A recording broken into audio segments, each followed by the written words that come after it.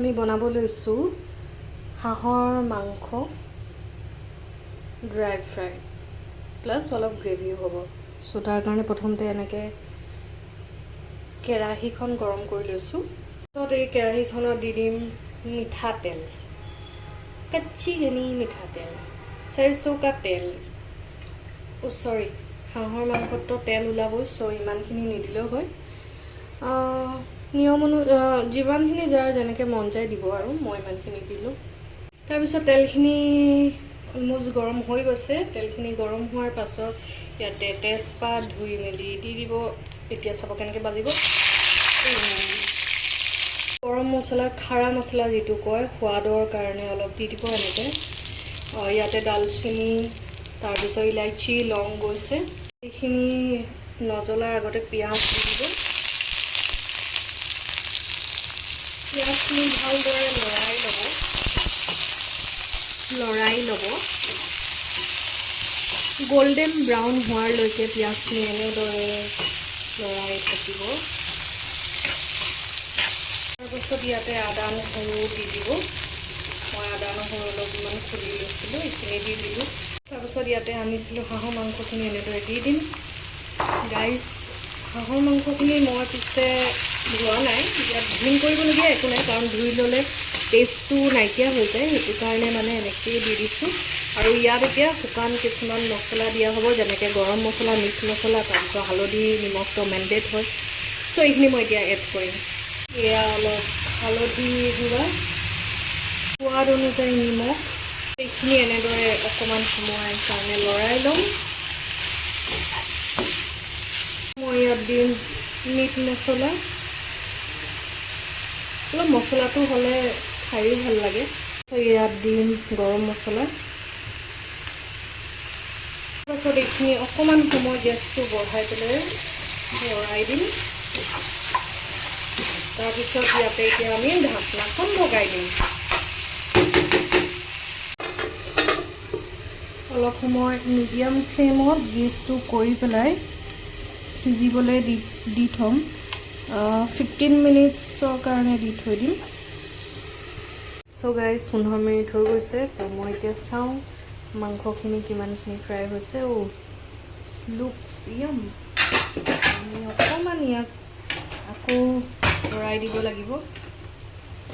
এনেদৰে লৰাই দিম। তাৰপিছত মই মানে যিকোনো চব্জিত আলু নহ'লে খাই ভালেই নাপাওঁ।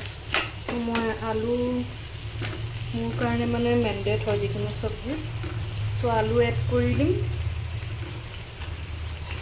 এইখিনি আলু দি দিলোঁ। এতিয়া আলুখিনিও এনেকৈ মিডিয়াম ফ্লেমতে আছে গেছটো। আলুখিনিও এতিয়া সিজিব। আনাডাৰ 15 মিনিটছ ঢাকনা লগাই সিজিবলৈ দিম। এতিয়ালৈকে কিন্তু গাইজ মই পানী এড কৰা নাই, তথাপিও অলপ মানে পাছত এড কৰিবলগীয়া হ'ব পাৰে, বাট এতিয়ালৈকে কৰা নাই। চ' এতিয়া এনেকৈ কম গেছত মানে মিডিয়াম ফ্লেমত বহুত দেৰিলৈকে সিজি যদি থাকে, মাংসৰ সোৱাদটো বহুত মানে টেষ্টি হয় আৰু সেইটো আৰু মোৰ মতে। আফটাৰ 15 মিনিটছৰ পাছত চাইছোঁ এইটো আলুটো সিজিছে আৰু। চ' এইখিনি অলপ কম গেছত থৈছোঁ কাৰণে টাইম লাগিছে। একো নাই, সিজি থাকিব। এনেকৈ মই থৈ দিম আৰু অলপ দেৰি সিজক। ইয়াতে মই অকণমান কেঁচা জলকীয়া এড কৰি দিম। মই এতিয়া আফটাৰ 15 মিনিটছৰ পাছত এইখিনি দেখিছোঁ এনেকৈ সিজি আছে অলমষ্ট আলু। এতিয়াতো সিজিছেই, ভাঙি গৈছে। এইটো চাওক, ধুনীয়াকৈ ভাঙি গ'ল। আলুখিনি সিজাৰ পাছত এইখিনি মাংসখিনি আৰু অলপ ক'লা কৰিব লাগিব।